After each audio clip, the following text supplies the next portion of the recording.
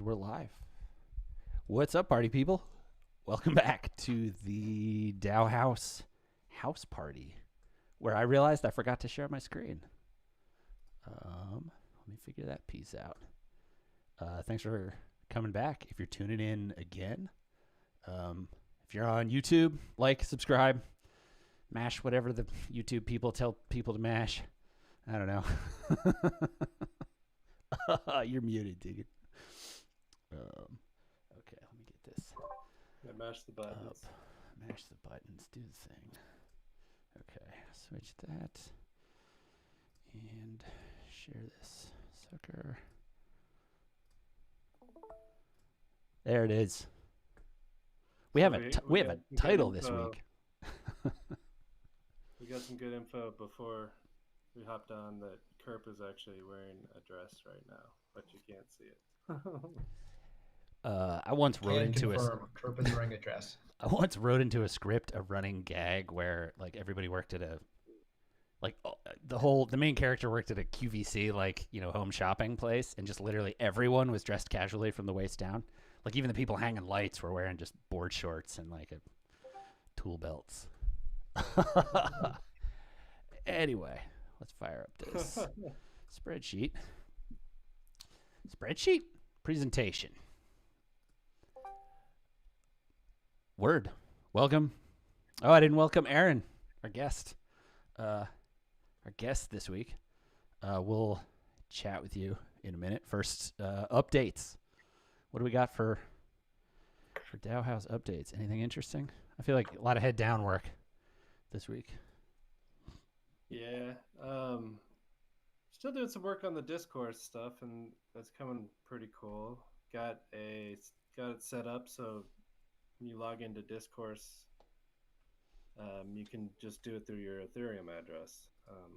So no need for email if you don't want, and you can verify your identity through your EOA. And yeah, so that's on that side. We've been doing a lot more of getting the design ready to roll. We've got a plan now to start implementation, and I think we'll really be rolling on that next week. We've done some kind of back-end stuff with the way we handle transactions. It's going to be a lot smoother, the Web3 transactions. And yeah, I don't know. Ben, you got anything you want to talk about? Currently designing. Yeah, no, just heads down. Last bits of in the UI design stage. Moving into code next week. So yeah, looking to get that shipped for everybody in the next month or so. We've started some stuff on some NFT. So last week our meeting was with Kinshasa about NFTs, and we started some cool stuff with incorporating NFTs into DAOhaus.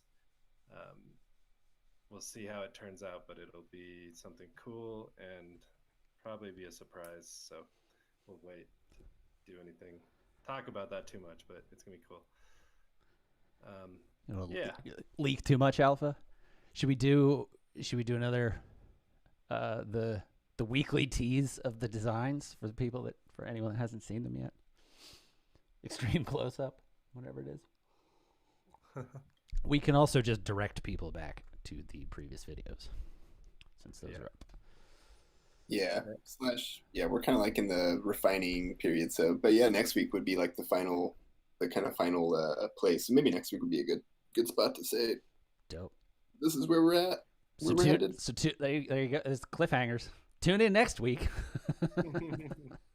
to figure out what it looks like.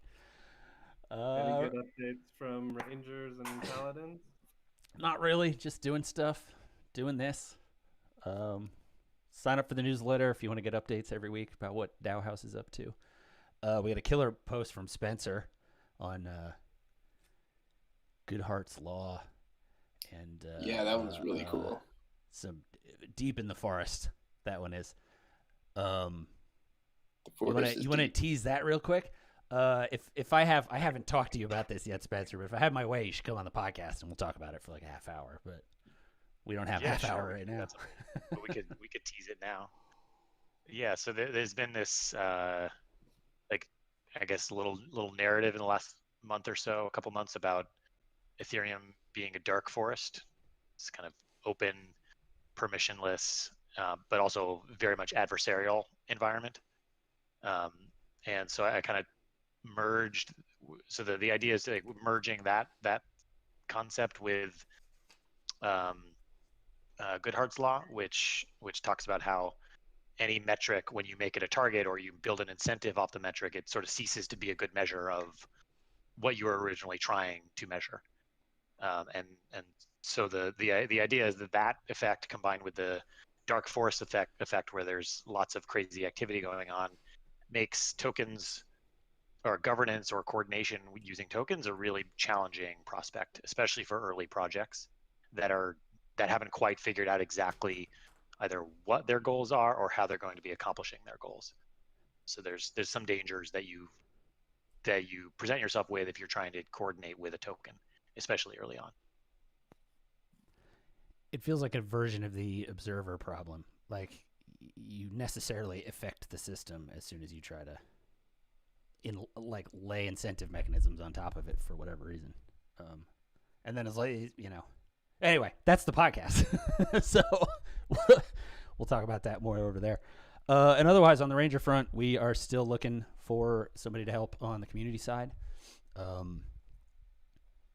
It's an interesting position to talk to people about, I think, because it's sort of this meta situation of trying to build a platform for we need to figure out the community of people who care about building a platform to help other people build communities. If that sounds like a novel challenge, Totally. reach out. Yeah. Is it? I was wondering about this. Is a good way to describe it like almost like a community coach or like DAO community coach in a sense? Is that part of it? Coach is hard because coach comes from like a place of expertise and like here's the answer, and like we don't know any answers because this stuff is like super new to human coordination in general. So like Player coach. really, yeah, it's like, but really like things change all the time. So it's like someone who's like super passionate to understand what is happening across multiple communities and like how they're doing different things, how they're coordinating across global decentralized communities and things, and like sharing that across other people who are trying to build similar communities. So like just connecting each other to like share insights and build better communities together. Basically, we're just building a shit ton of communities here at DAOhaus. So yeah, it's kind of like we could definitely use somebody who's like super in love with that concept. Yeah, there's a lot of bleed over with like the open source software development communities and how those engage their contributors and things like that. So that would be good experience. But yeah. So yeah, let me know. Alchemists, anything cool on alchemists? But we could also jump into the guests. Oh, an alchemist? Yeah. Yeah, we're continuing to explore some really interesting token models around the house token and how it can be used in our future release, which will probably be coming out within a month or two. Some really cool stuff, but I'll wait for any updates on that until we get it a little more fleshed out. That's what I would have advised as the closest to a lawyer. That's not true. Bill's more a lawyer than I am on the team. But yeah, right on. Exciting things though coming down the pipeline there.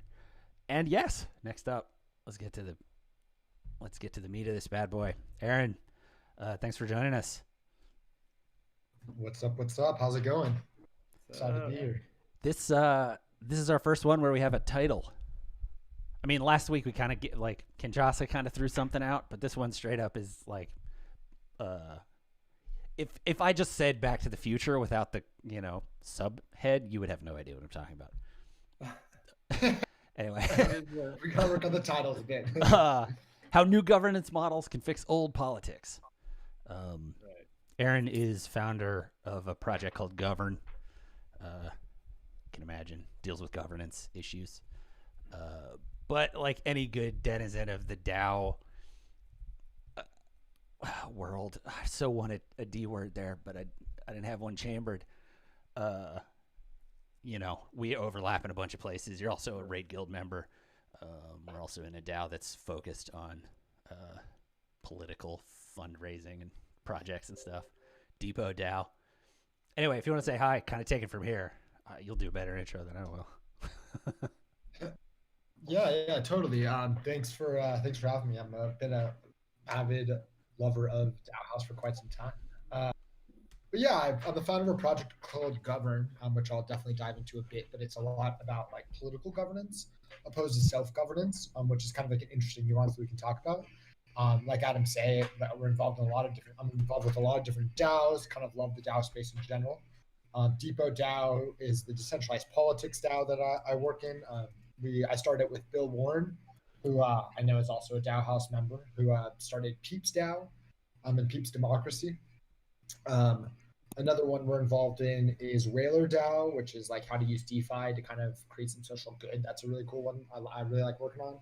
And then the other one, which I know a couple people are involved with here, is the Federalist Papers DAO and Anti-Federalist Papers DAO, which is essentially a book club where we go through the Federalist Papers and Anti-Federalist Papers every week. So a good amount of DAOs, all kind of related to governance and all kind of with a politics spin on governance in particular. And happy to dive into all of those as we talk. Yeah, I'm glad you're on this week. It's kind of exciting because we talk a lot about DAOs around products and DAOs around like social community kind of things, but really at the heart of a DAO is governance and politics and all these different things. And so it's really cool to hear a perspective that is really deep into that. So that's awesome. Thanks. It's kind of interesting, and like kind of a lot of the ideas behind Govrn is that a lot of people hear politics and they focus on the political side of it. They think about Republicans, they think about Democrats, they think about like the policy side, right? But there's actually, when you switch that, you think about the governance side. The governance side of politics has a lot more to do with the incentives that are built into it. And that's actually kind of why I started Govrn, was to say, what if we try to fix politics not with political solutions, but instead we try to fix politics with incentive solutions? And then that kind of blossomed into what Govrn is today, or trying to become. Do you want to talk a little bit about that specifically, what Govrn's doing? Yeah, totally. So I can talk specifically about what Govrn's doing. Yeah, so what we do at Govrn, we wanted to make politics really simple, easy, and transparent for like the average user. And when we looked at politics today, what was the biggest incentive driver to get politicians to work for you? We realized it was campaign finance. And there's a lot of bad things about campaign finance. There's a lot of downsides of campaign finance, especially in the US politics. But for better or for worse, it's kind of here to stay. It's for a lot of reasons. Campaigns are really expensive to run. They cost a lot of money. We as Americans demand a lot of personal attention by our politicians. And so campaigns have gotten really expensive, and they only continue to stay really expensive. And so kind of what the thought was is like, okay, campaigns are going to be expensive. For better or for worse, campaigns are expensive. And for better or for worse, politicians are incentivized by campaign dollars. Instead of fighting that incentive, instead of trying to get rid of campaign finance, what if we just accept that campaign finance is going to be in politics and we leverage that incentive? And that's what we started to do. So we built this new kind of campaign finance platform that leverages something called outcome-based donations. And what outcome-based donations are is essentially you can donate to a politician, but they only receive your donation if they meet an outcome or metric that you think is really important to you. So for example, I really care about education in San Francisco. So I could donate $100 to the mayor of San Francisco, but they only receive my donation if they hit a metric or outcome that I care about. So if they hit that outcome, then they receive money to their next political campaign. And if not, you can choose to send your donation to any of their opponents or to a nonprofit that works in the same space. And so we start to incentivize action and outcomes instead of campaign fundraising and re-election. And really what it starts to do is it takes politics from a zero-sum game, which is very extractive right now. Like, I know I receive thousands of emails from politicians asking for donations, and it makes it more positive sum value, where if I help you and you help me, we actually make a better world together, which is pretty exciting. Yeah, that's super interesting. It's almost like futarchy or something, where you're making it. You're saying if you do this, then you get paid, right? Exactly. And the cool thing about it is that it's actually better for politicians too.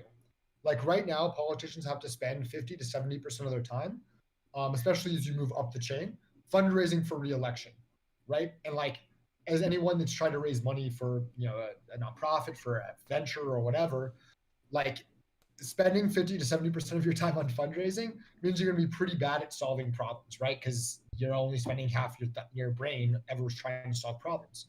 Like with outcome-based governance, with outcome-based donations, what we actually can start to do is lower the amount of time politicians spend fundraising and increase the amount of time they spend solving social issues, because now they know they'll make the money they need to run for re-election by actually solving problems that constituents care about.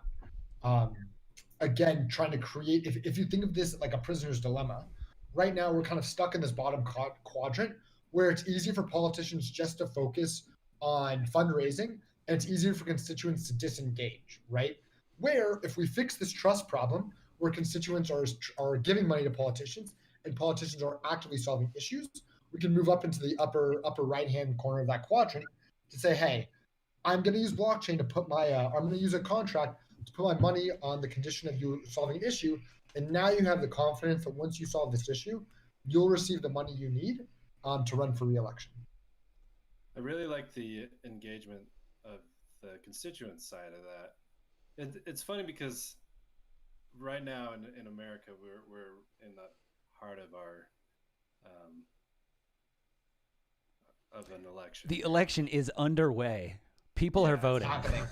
Right. And it's funny because, like, for us who work on the internet all day long, and we work in these like global distributed communities, and like borders aren't so important.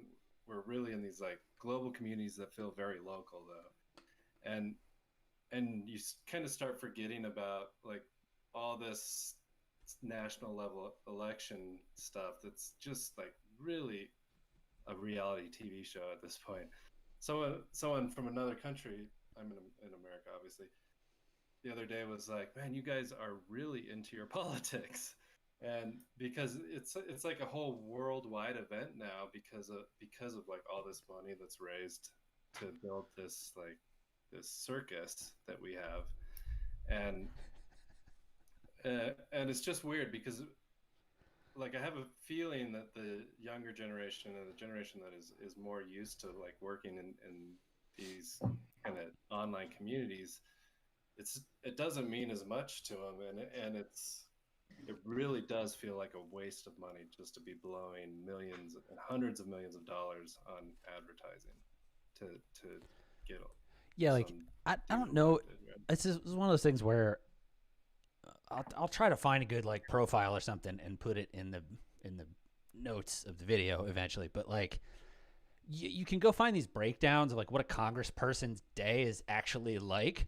And literally half of every single day is then I go across to my office and I make phone calls for 4 hours straight so I can raise the money to do this again next year. What a fucking waste of time. It's ridiculous.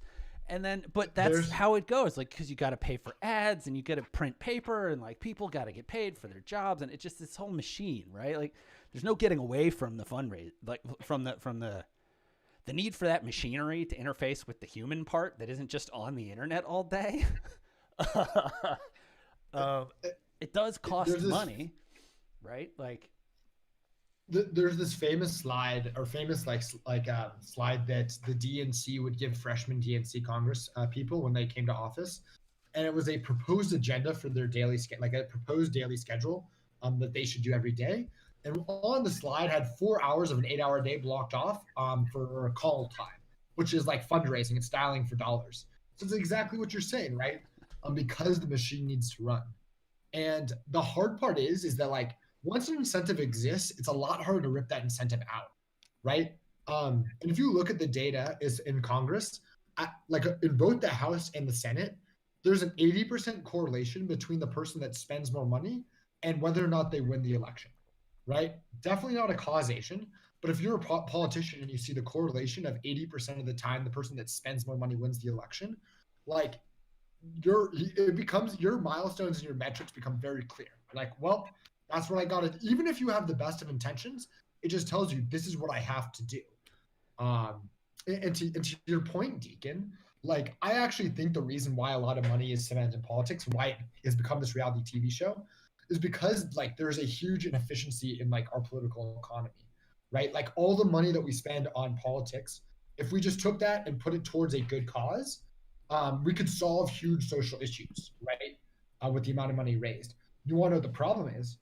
It's a coordination problem, which is why I'm so excited about like how DAOs can fix this, right? Basically for years on end, where politics came from is we couldn't coordinate, right? We had to say, hey, the US is too big, the country's too big, we don't know how to coordinate this money well. I mean, we've read about that in the Federalist Papers. We're going to trust this person or this party or this government to coordinate our money efficiently, right? And we have just like, that was the old model, and we haven't updated the model since. Now we have better coordination tools, but the leaders of like what we currently use for coordination are stuck in the old model, right? The old politics. So how to use these new governance models, these new forms of coordination to bring the politicians to a better world where it's like a positive sum, you know? Yeah. So on these like new governance models, what are some of your favorite kind of new mechanics? The one you were just talking about sounds really interesting about funding.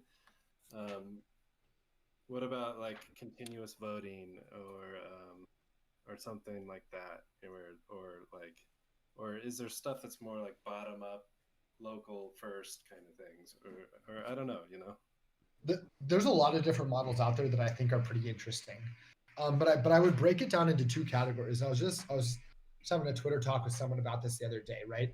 There's what I call like voting governance mechanisms, right? We as citizens, we as individuals can go and actually vote directly in different things.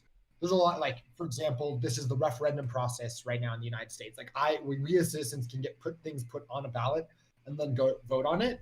Different types of voting mechanisms are really interesting, like quadratic voting, I think is really cool. Liquid democracies, I think is really cool. And then there's a second type of mechanism, which we in the crypto scene actually don't talk about at all. I think it's a missed opportunity for us. It's why I'm like focused on the political side of it. And it's accountability governance and accountability mechanisms, right? Which is how do we create better ways to get other people to do our bidding, right? And so that's how I break up the different types of governance mechanisms. Is it we ourselves that are voting on the decision point and how things get distributed? Or is it we ourselves voting on how to hold other people accountable to actually be more efficient at doing this for us, right? If you think about government or you think about governance, all governance is the checks and balance and voting and deliberation process on how best to distribute public good funding, how best to distribute this coordinated funding that we've done. So either we can do it ourselves or we can hold other people accountable to do it for us. Because we in blockchain and we in Web3 and we in crypto love self-governance to a T, we think like if it's worth doing, we should ourselves get up and do it. We have really focused on this self-governance, on this voting mechanism piece. But the truth is, and this is actually a learning we had in the early days of Govrn, a lot of people don't have that kind of time. A lot of people don't have that ability or that drive to go do it themselves. And they actually need a politician. They need someone to kind of spend all of their time thinking about it to do it. So what we focus on in Govrn is more of that accountability metric piece. How do we build better accountability systems? How do we build better systems of accountability governance to make sure that the people that represent us, one, are closer to us, they know what our pains are, and two, more accurately and more in a liquid way, know what we want them to be doing. Mm-hmm. So in like the direct kind of space, I really think quadratic voting is a really good way. And actually that works for both. And I think DAOs really focus on that first piece. I believe DAOs will change how politics are done in that voting piece. But where I am excited, where I think Govrn fits and where I'm excited to see a lot more innovation is in that accountability piece. And I think we're already starting to see it in crypto, right? With this idea of like protocol politicians. Like I know I am having trouble keeping up with the pace of innovation of everything out there. There's just like no way I can keep up with it. Eventually, we're gonna have to figure out ways to like find political parties to like have one person be like, all right, this is our delegate to go kind of help like push the agenda that we want them to push for a bit. And just making sure that we have a better conversation. How like my question around this is back on the political side, right? Like there's the extent to which you can, if we can use this to have a bunch of money to deploy, then like we're in, right? But you need so much money right now to even play the game. On the other side, the question from the political angle is like, how radical is this? Because you're kind of asking them to, like, there's a certain security in knowing that you just raised $400 million and you have 20 days to deploy it, because this is literally happening right now. Biden just raised $400 million. He has 20 days to deploy it to get more votes. Like, that's a very different thing from $400 million was promised conditional on my effective, I don't know, persistence of the ACA. Like it gets weird when you get to that piece, right? And then I wonder, like, okay, how much, like, this is where I'd love to hear what you think on like Citizens United and stuff like that, because there are places where this hits the law and that you could just very easily be like, yeah, that's illegal now. And you can't, and the conglomerates break, right? Like this is what antitrust is supposed to be doing all day, is fixing these places where it's like, nope, too tight, breaking you apart. Yeah, it's really interesting kind of when you bring that up. And the way I like to think about it of campaign finance is if we stop thinking about it as like this evil thing and we actually just start thinking about it as a new tool in our democracy toolbox. Like right now, we kind of have a system that has a single point of failure.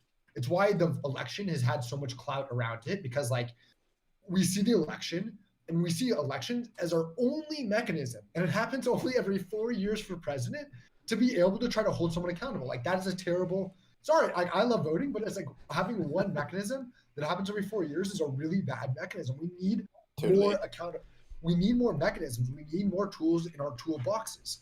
And campaign finance has emerged of a really good one, right? And what's interesting is that why Govrn is legal, like the way that Govrn is legal is the same reason that lobbyists and PACs are legal, right? And so like Citizens United makes what we're doing legal. And I actually think once you take what we're doing and you push it to scale, it's going to make big money donors, it's going to make lobbyists and PACs way less relevant. Because now what we're saying is instead of getting one check from this huge conglomerate, this $100,000 check, I'm instead going to give you 50,000 $10 checks. Are we giving you as much money as the conglomerate? No, we're going to only give you half. But with our checks, you're getting a coordinated like 50,000 or whatever the number was, 5,000 persons, 5,000 eyeballs that care about what you're doing. And politicians would always rather have the amount of people engaged rather than the money. Because in the end of the day, money is just a proxy to go get votes. And if you can get votes a lot more directly, we will beat them. So like, we got to stop seeing campaign finance as the evil and more seen as a tool. Like all Govrn is doing is taking the tools that lobbyists have and building them in a way that people can take advantage of. It's interesting. If you go back to the very first PAC ever created, it was in the 1950s, and it was called the CIOs, the Coalition of Industrial Organizations, I want to call it. It's the essentially it was a bunch of industrial unions, a bunch of factory workers that got together and they pooled money to give to FDR to better represent the union members. And the only rule that was part of this first PAC was that it actually couldn't come from the corporate treasury. It had to come from individual contributions from the members, coordinated in a way that would be given, which actually is a DAO. And I think that the first DAO was actually created in the 50s by the CIO. And so that was the OG PAC. That's the PAC that I want to get back to, because that PAC will always be more powerful than the $1, the one check from Walmart, than the one check from, from any Hobby Lobby, right? Insert, the Koch brothers, whatever you want to insert there.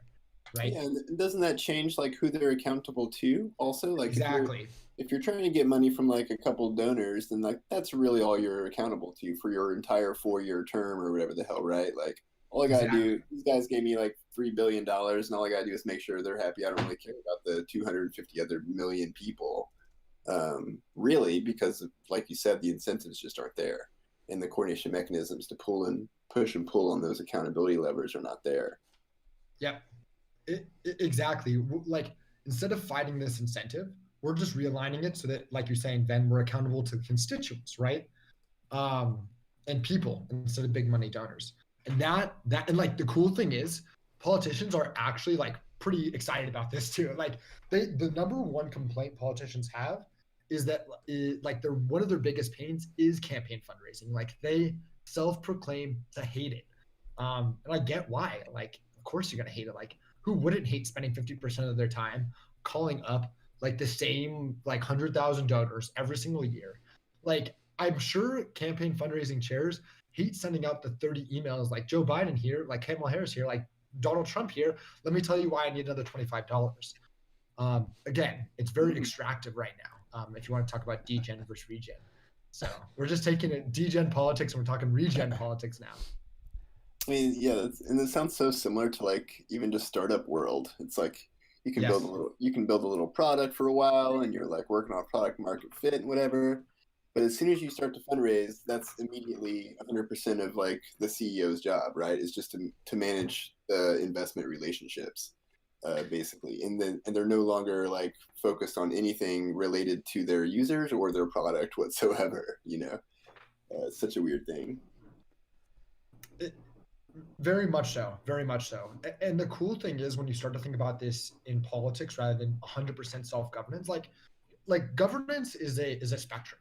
It really is. Decentralized, like we like to think that it's a switch sometimes, like governance either centralized or governance is decentralized. And that's not true. It's a spectrum. There's a lot of ways you can fall on it, right? Some projects makes total sense to have a fully decentralized governance. They're like the learning curve's really low. It's easy to engage. It's easy to disengage.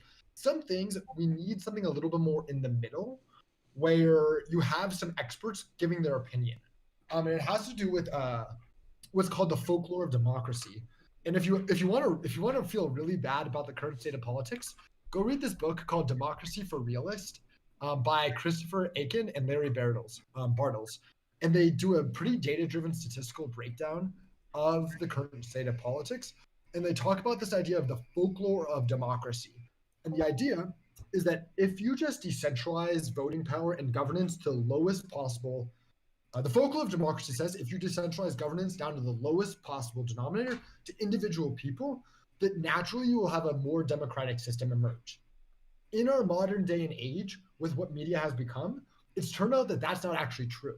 And that if you give like full agency without any perspective for experts or any type of leadership, we actually make it easier for big money donors to control factions because they can pump out me because of the way that media is now designed. And we can say that that's good or we can say that that's bad. And there's a lot of like good arguments on why that's bad, but that's kind of the truth of it. So for things like political governance, where we're talking about how we split up public good funding, sometimes we need to move a little bit further up on the decentralized versus decentralized spectrum. And what our aim to eventually do is allow people to decide where they want to be. Some political ideas in some communities should be super decentralized, especially when we talk about really local government. Some things you need to move up that stack a bit. And as you move up the centralization voting stack, you need to also increase the amount of accountability that you have in government. So it's really a balancing act between those two ideals. Hey, we had a question from Blair in the chat. He says, how do you think Govrn's solution would differ from a scheme like democracy vouchers? He says a bunch more, but broadly, like, people, this is not an entirely new way to think of things, right? It's just the question of, has the technology created a way to make it scale past running into the same old problems? Like eventually your team of 3 people running the voucher program needs to get paid and you're fundraising. You're fundraising. Right? Yeah. I actually love the idea of democracy vouchers. If you're not familiar with democracy vouchers, what democracy vouchers are It's essentially the idea. It's kind of similar to what we're saying. It basically says campaign finance is inevitable. Instead of fighting that, what we're actually going to do, we're going to give everybody $100 in like terms of a coupon or voucher, but you can only go spend this money on different candidates. It's kind of like staking, actually, if I think about it out loud. So we give everybody $100, and you can use that to give to any politician that you want that's running for this race. And it's actually one of the cooler ideas in like democracy reform right now. Like it's one of the more exciting ideas.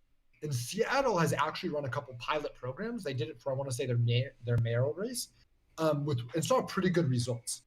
I actually really love the idea of democracy vouchers, but I actually want to take it one step further. I don't think it's about doing democracy vouchers for individual politicians. I actually believe it's about doing democracy vouchers for individual outcomes and areas of expertise, right?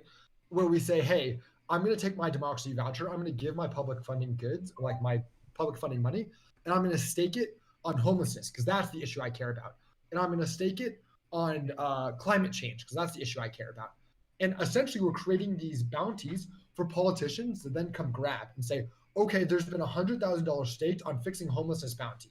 Now the politicians, the people that we have elected to go solve our issues, because we have normal day jobs and can't always be working on these problems, they are the ones that go compete for these bounties and try to fix these problems.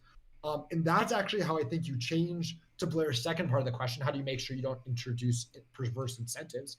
That's actually how you change the perverse incentives. If we keep on staking on individual people, we're going to create identity politics, where it's all about, do I identify with this person and do I agree with this person? If we use democracy vouchers to stake on outcomes and ideas, nonpartisan related ideas, and make it a competition for politicians to grab those bounties, now, again, we're moving to that positive sum game where it's focused on what's the right public good. We as constituents tell you the pain we're feeling. This is the public good I want you to solve. Politicians, the one that we've elected to do it, they say, we're the ones in the positions of power that can actually go and accomplish that. We tell you the pain, what you should be accomplishing. Politicians, you go accomplish it. Right now, it's the other way around, where politicians are telling us, we think we should work on X, Y, Z, and it's up to us to try to figure out how to make it work. And that's just not working right now. And how do you validate an outcome? Yeah, the Oracle problem. I think it's like, it's actually, I think public, like real life public goods is what could be the best place to start Oracle services, because almost all of this data is public goods and it's publicly tracked. Like if you go to data.gov, you will see like an insane amount of public data repositories. It's actually incredible. Like homeless rate is tracked in every city. Crime rates are tracked by police departments. Graduation rates are tracked by city school districts. And it's actually what I like to call the start of what I call like the open source politics or open source government movement. Like right now, we live in this world of politics and government. It is centralized, it is siloed off, and it used to be really closed. We have slowly been moving to what we can call open politics or open government, which is we said, okay, we're still siloed, but now we're just going to show everyone the data that we've been working with. And now everyone can see the data, but we don't have any really good ways to use this data. What I'd like to think we're now moving to is open source politics, open source government, which says we've now opened up the data. Anyone in the public can start to get access to this data. And now we're going to build tools to allow anybody to actually utilize this data and contribute to government or contribute to politics in whichever way, situation, way, or form they see fit. You shouldn't have to be a politician to help participate civically. You shouldn't have to be a Congress member to help figure out what the right solution is. We need more avenues into government, and we need more avenues out of government. The single point of failure having to go into and out of parties is just not working right now. So back to your original question, Deacon. Yeah. I actually think all these public data sources are ready to become oracles, and that's pretty exciting. How much does the fact that those? Oh, sorry, Deacon. Go ahead. No, I was just gonna say, like, I mean, those are always hard because it's like, you know, where is the data coming from? Who's analyzing it, and what is the perspective they're analyzing it from, and what is their like, what are they trying? What's the story they're actually trying to tell? So it's hard. Like if you said, here's $100, go fix homelessness. And then they're like, well, look, there's one less homeless person on the street. You know, it could mean a million different things. Maybe it's because someone started driving a train through town more often or something. You know? So that's like what now. This is an interesting idea, right? Which is the how do you set the right outcomes? How do we know that these problems have actually been solved, right? There's obviously voting, but voting can be gamed. We just talked about this. Like the way I always like to put it is like, let's say, like, how do we make sure we're not setting unreasonable metrics? So there's a couple different ways. The way that we like to think about it at Govrn, it's a little bit more centralized, but like I call it community OKR building, right? If you're familiar with the OKR format, it's politicians or it's like top down. They say, here's your objective. And then you as a worker have to say what the key result is. Community OKRs tries to flip that on its head. We say, hey, we want to fix like, and it actually becomes a workflow rather than like a single like conversation. We as constituents come on, we want to fix homelessness. We don't really know what the right way is to do that, and we don't know how we should measure that. Experts are probably the best, and the people in the best situations, they know how to fix it. They know what we should be measuring. So we say, hey, there's $100,000 in this bounty for homelessness. Then experts, or even the politicians themselves, can come in and say, hey, if you want to fix homelessness, we think the right thing to be measuring is homeless rate. The right data service provider is X. The right time frame is 4 years, and the right goal is a 2% reduction. The right politicians that are in the power to actually accomplish this is politician A, B, and C. And you have experts actually come in and they make a bunch of these proposals. Maybe they're the head of a food bank. Maybe they run a homeless program, whatever it is. They are kind of closer to the metal, if you will, and they're coming up and making all these proposals. Then you as the constituent that donated to this bounty can then vote on the proposal you like the best. And that is essentially you staking. So you stake your donation to the proposal, and the proposal that receives the highest amount of staking wins, right? So we can create this competition on how to actually figure out the right metric and how to figure out the right goal. So that like we try to reduce that bias in the process. And that, like something like quadratic voting would fit really well into that. And you've already 100%. Like, and that's where all these new voting mechanisms are like I see as more plug and play, right? Like you can use voting to directly vote on the thing, or you can use voting to directly vote on what you want the person that represents you to do for you. Quadratic voting is a really cool way to do that. Liquid democracy voting is another really cool way to do that. But those voting mechanisms in a vacuum don't necessarily fix democracy on its own. You said something in the course of that conversation, like really quickly, that I realized, like for everyone here, you know, in the room, we know what a bounty is. When you go to a politician and go, hey, here's a bounty, they kind of go, what? Like, they don't realize there's a functional system in the open source universe for saying, hey, here's 10 grand to anyone who can solve this problem. And then people just do it. Like, when you try to explain that to people in regular political spheres, they don't think the same way.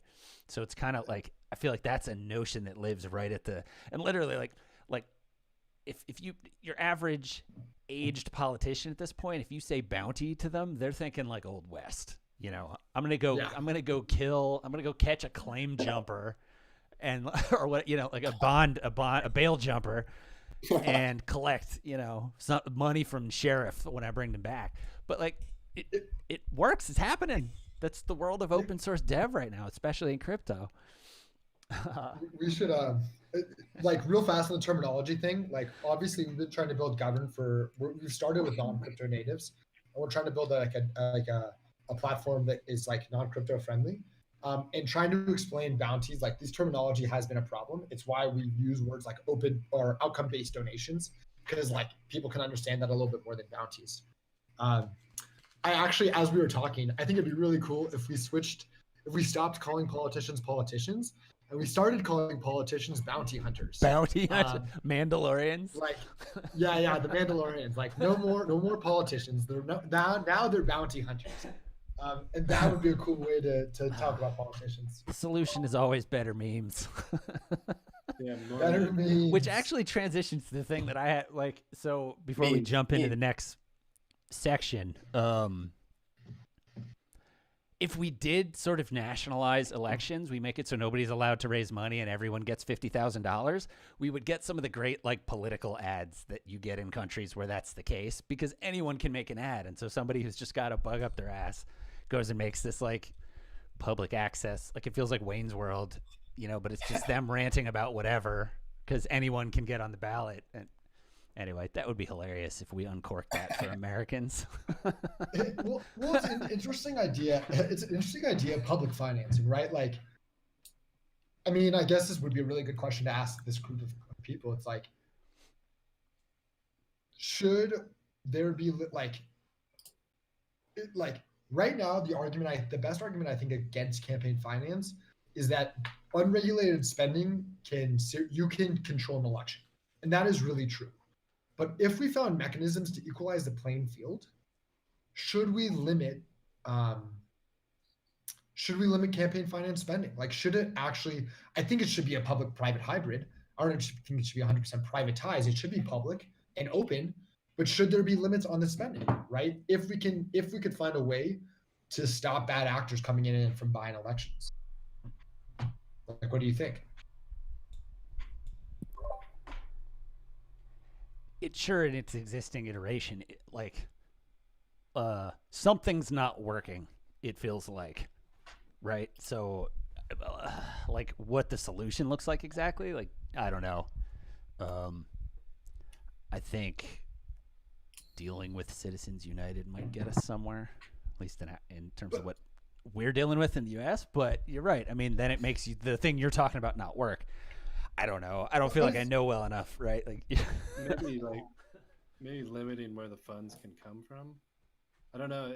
That's kind of the idea now, right? A PAC is supposed to be like, there are individual available amounts of money you can give to a PAC, but you can give to as many PACs as you want. And so that's my understanding. Correct me if I'm wrong. I don't pay too close attention to the.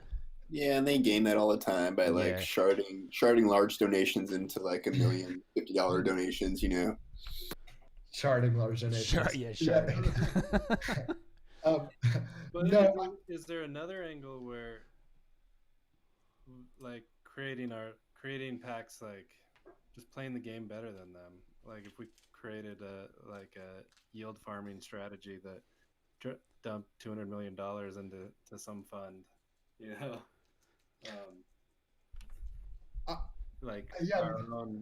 our own lobbyists that we control through tokenomics.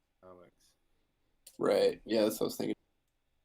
So that's an interesting idea. That was kind of one we played around with for a while at first, which is like, what if we just had like a really effective lobbying pack that like ran like a decentralized DAO, like the decisions of the DAO were just translated up through the lobbying pack. We figured that like still created this like extra like layer between like you and the politician. It's like, well, if the PAC is just acting as a conduit, like let's just get rid of that and make the coordination easier. But I think you're like, Deacon, I probably agree with you, like on the right thing here of like, how do we play the game better than they do, right? Like, as long as we're trying to fit in their model, I guess we're always kind of playing catch up. And it's like, how do we build a new model where a decentralized idea and more individual people actually become a benefit? So kind of along those lines, I'm curious to hear, Aaron, your thoughts about so this bounty or outcome-based donation concept, at least in my understanding, applies to current people who have been current elected officials. How have you been thinking about, or how has Govrn been thinking about challengers or people who are not yet in office? Yeah, definitely. There's kind of two ways there's a couple ways I think about it. The first way is like, our first solution is not complete, but it's definitely incumbent focused, 100%. The idea behind it is like, if you get the bounty, like, because it's right now our bounties or outcome-based donations are specific to a politician when you make them. So it's, if they accomplish this goal, they get their donation. If they don't accomplish the goal, you can opponents. In theory, what that should do is it means politicians that are hitting their metrics and goals will end up like living in a safe district and safe seat where they don't have competitors because they're getting the money from the bounty continuously. But what it should do is it should funnel challengers to the seats where politicians aren't meeting their metrics and aren't meeting their goals because now there's more bounty that's up for grabs because the politician didn't hit the goal. So that's kind of our fail safe in terms of like our first iteration of how we try to allow challengers to challenge the right incumbents. So that's our first one, but we definitely have to come up with better ways to allow for challengers to step up. And really what my dream scenario is eventually, right now we've made outcome-based donations in a way that we've fixed the politician. And we've said, this is the politician that has to accomplish this bounty. A couple years down the line, as you build a more robust system with lots and lots more bounties and like lots more liquidity, we can actually remove the actor or remove the fact, removed making it fixed on politicians as the actor that must complete. And you can make them much more open bounties. Maybe this is a bounty to fix climate change that a politician can come, or a group of 10 citizens or one citizen can come. They're not yet a politician. And they can actually do it. And what it'll naturally start to do is split up the labor between things that need government intervention and things that don't need government intervention. And my dream scenario is that challengers would start by picking up bounties that politicians don't have the ability to pick up or aren't in the best position to. And the best challengers that are picking up these non-politician bounties will eventually start to make a name for themselves where they will have a track record to say, hey, look at all these things I've accomplished. Now it's my turn to finally step up into a leadership type role. Where right now, a lot of the times we're voting in these politicians that have zero track record in actual politics. Maybe they're a professor, or maybe they were in the military. And we're kind of saying, well, that's kind of translatable. So that's kind of how we're thinking about it. Like the long-term solution is removing the fixed on the politician. That's really interesting because there's this idea of developing a reputation based on all of these things that you've done. Right. And it kind of makes me wonder, like, would there be a way for sort of like proto-politicians who have been developing this reputation before entering or even trying to get elected for office? Might there be a way for them to use that reputation to like take out a loan from the bounties to then use to get elected? That is like where I think this eventually heads to, right? If what we're doing at Govrn is we're taking political power and we're turning it into a digital asset that you can now apply market, economic, and financial principles to.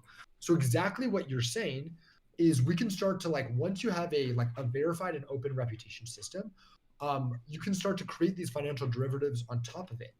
For example, like let's say a politician needs to get money to run for office early and they're tracking that they're actually going to hit this metric and they're going to unlock this money. What they could essentially because I don't think we'll get rid of big money donors. I just think they'll change forms. They can go to a big money donor and take out a loan against future earnings of this. Or like what you're saying, Spencer, is like, hey, I built up a reputation. I'm a proto-politician building up a reputation score.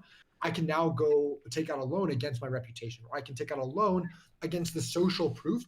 I have built this community token, let's say, of people that have been following me for a while, my new political party, who really like me. You can take out a loan against your social token that all these people kind of have. So once you take this idea of turning political power into a digital asset and you can apply market and economic principles, it like is a fascinating, we can create a real, true political economy. And that's pretty fascinating and that's really cool.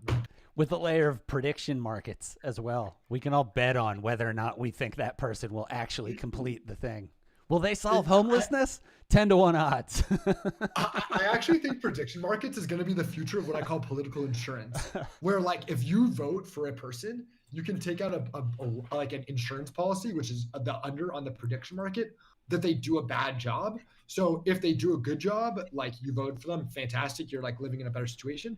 But if you do a bad job, you get financially compensated against the politician who had to put up their own money to create the insurance. Oh, man. Like I think we should have political insurance. Just turtles all the way down.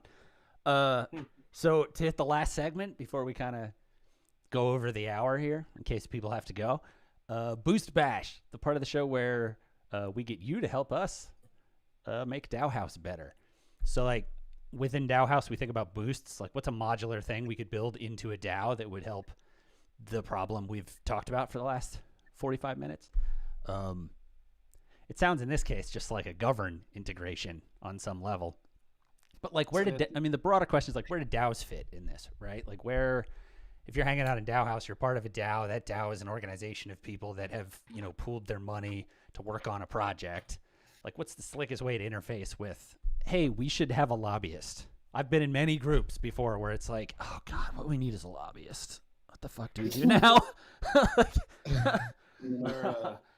So with the kind of minimum viable DAO model that we use, it's basically 51% on a vote will make it pass. If no one votes, it fails. It only takes one vote, which on either side, as long as there's one, it'll either pass or fail, or it takes one yes vote to make something pass. And that sounds a little crazy, but like the emergent side of that, we've seen a lot of soft consensus happen before the vote happens. Someone just has to go check the box because we've all decided. Real contentious things will have a lot of voter participation, but everything else is just one voter. And then the other side of that, we have this if anyone can put in a proposal, so we're almost forced to engage because it only takes one vote to push that proposal through. So someone could put in a proposal to take our entire treasury and donate it to their personal Govrn cat fund or whatever. And if no one's paying attention, then that's going to go through. So it's almost like you're negatively penalized if you don't actually participate in some way, or at least have faith or trust in others that they are. Yeah, I mean, I think that's... What other kind of governance things would be nice to, other, besides that super minimal version, what other things would be cool? So yeah, the way that I think about it is if Govrn is focused on more creating accountable politicians into space, then it really only becomes applicable when you're dealing with really big DAOs, or you're a member of tons and tons of DAOs, which I actually think is about to happen. I think we're going to have tons and tons of DAOs soon, and the proliferation of DAOs is about to become, and we're not going to be able to pay attention to all of them. We're not even going to be able to soft consensus on all of them, right? Mm-hmm. I think something we didn't get a chance to talk about, which I would have loved to talk about, is exit rights, because I think exit rights actually is a new type of accountability mechanism that never existed before, but actually works really efficiently and elegantly. So I think the idea of rage quitting is a good accountability metric. Right. But what I like can do that if you don't have anywhere to be. Yeah, it's your call. I mean, it's a live stream. Yeah, we don't have. I got no awesome. network producer telling me the next show's coming up. I'm But having a great to the time, people that but, have to dip at the hour, thanks for hanging out. Like and subscribe or whatever, wherever this is. Come by, hang out. If you get into our Discord, you can actually take part in the chat that you see along the other side there. I don't know, Twitter. The links will be in the description. Thanks for hanging out. Yeah, thanks. Thanks, guys. Thanks for. But to Deacon's point about the. Go ahead. Sorry. I was gonna say thanks for coming by, Aaron. So everyone else hears us. No problem. Be grateful if they have to dip at the hour. Otherwise, yeah, let's do it. Yeah, where were we? having me. Sorry for the interruption. No worries. I was just gonna finish on this idea of boost. I think we've started to get there on what we could build to boost this up. If we talk about delegated voting and minions, I think that's a good first step. But we only have exit rights. We only have rage quitting as that way to hold that minion, to hold that delegator responsible. That's a retroactive accountability metric. It's also kind of proactive because if you do a bad job, you go. But there's a lot of rationalization you can do of after something passes, do I really want to rage quit? Do I want to fork the whole community? It's crazy. So we need a lot. I think what outcome-based donations are is a proactive accountability metric. It's if you think of post hoc as happening after and pre-ante as happening before, right? Rage quitting is post hoc. We need more pre-ante ones. What happens before to tell you as my representative what I want you to do, because I'm not going to spend all my time reading through the bajillion discords I have that I just cannot follow anymore, right? Well, there is I guess yeah, that's totally true that rage quit does act it is an action that can be performed like at the time of, but it's also like an excellent accountability, or at least we found it to be an excellent accountability mechanism before, because you know that people can rage quit, right? So like you don't want to, so like you're not going to like throw a proposal to like take the treasury and give it to Govrn or anything, because like you know that we'll all just rage quit. So there's not worth trying to like screw the community, because the community can easily just rage quit and leave you with holding the bag. So that's an interesting part of it too. I definitely agree with that. Have you guys looked at all at Pi DAO yet? It's kind of just launched. DAO V2 just launched. It's essentially like, I actually was reading it last night for the first time, because I was like, all right, I've seen enough of this on Twitter. I need to go check it out. I think they've done it for like liquidity, like staking and liquidity mining and yield farming. But I think the model that they've created could actually be a model for new age political parties. Like, essentially, it's like decentralized token sets, where instead of having one person determine the allocation, you have a group of people determining the allocation. And that I think is a really cool. And then you have like, and it's algorithmically then going to try to match that, right? So when we talk about how to, like, the next phase of that is you have a group of people determining the token sets that you find important. And then instead of having an algorithm decide how best to do it, you have a person at the top deciding how best to do that, right?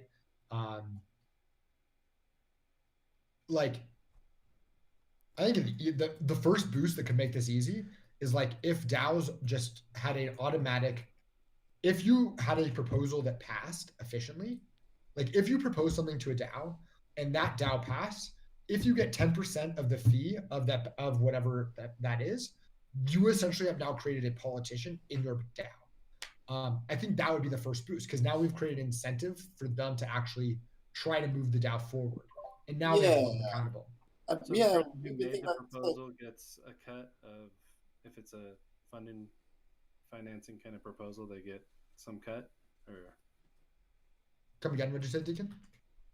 So are you saying that the person who made the proposal gets a piece of that? Okay. So does that even have to be? Earlier is like if you actually had to put a stake up to make a proposal, and if it failed, your stake was then distributed across the DAO. So you think any of those, you have to be careful to like that people aren't just pushing those buttons to get the money, which is what humans will do every time if it's available, right? Yeah, I was gonna say, like, what if it's not a cut of the funding? Because then it's tied to like that would incentivize me asking for $1 million every time to get my cut of that. But you could just have fake reputation points that people would care about enough to behave in this system. So, I mean, they don't have to be fake, right? Because with tokenization, a metric that's used for some other social layer governance, right? Yeah. Like, how do you even get in this DAO in the first place? Well, you have to have, 1,000 XP over in this other DAO. You have to have proven that you have, that you've supported proposals that like coordinate or whatever the metric is, whatever the goals of the DAOs are. But super cool. I like the. So. Yeah. Here's another thing that relates to DAOhaus. The last thing I flagged to talk about before we ran out of time or went over, which we've already done. What do you make of the idea? I mean, I guess technically they're politicians. It's a political position. I've been talking to Peeth a lot about the idea of ambassadors. Like, what does it look like to have a button where you create an embassy at some other DAO, as a boost? And then ultimately that ties together some level of notifications. Like Discord's starting to do it with the ability to follow these sort of like publication channels between Discords. But I think the inevitable next step is the same thing. It's the politician idea, right? Like you're going to have to designate a person to watch that channel, or else it's going to become a thing where like everybody feels the burden of like, oh, there's these 10 embassies and I'm constantly watching them to make sure I'm honoring my side of the deal of we will communicate openly. Right, and it has totally parallels back to what Aaron was talking about that's why we hire politicians, right? Because we can't do that individually. Exactly. We have to like, and how that also ties into that reputation layer, because like that is a metric that we can analyze. When we make a one-time decision to like delegate or whatever to like either an individual or hopefully in the future more like actual groups of people that have diverse opinions that can work together to come up with a better suggestion than, you know, a single point of failure, obviously. But delegation is like a big thing about how that can be interrelated in that world that you're talking about, which, I'm already, me personally, I think I'm in like 15 DAOs.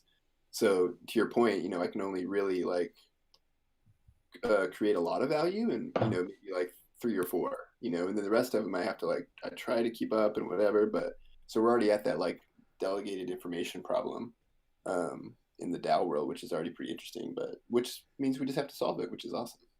It means we just got to solve it. But Yeah. like, I mean, like, Adam, to your point, ambassadors and to Ven, like, one, the Federalist Papers, like, wrote several papers about the need for ambassadors and the need for like interstate and internation treaties and like agreements. Like, they talked about that was going to emerge. I think we're actually starting to reach that point in the crypto and blockchain space. Number one. We have a bunch of DAOs, we have a bunch of factions, we have a bunch of different environments, and we're starting to see emissaries and like ambassadors go between those two. Like, here's the actual truth. If we're being really honest with ourselves, politicians and ambassadors already exist in blockchain today and in DAOs.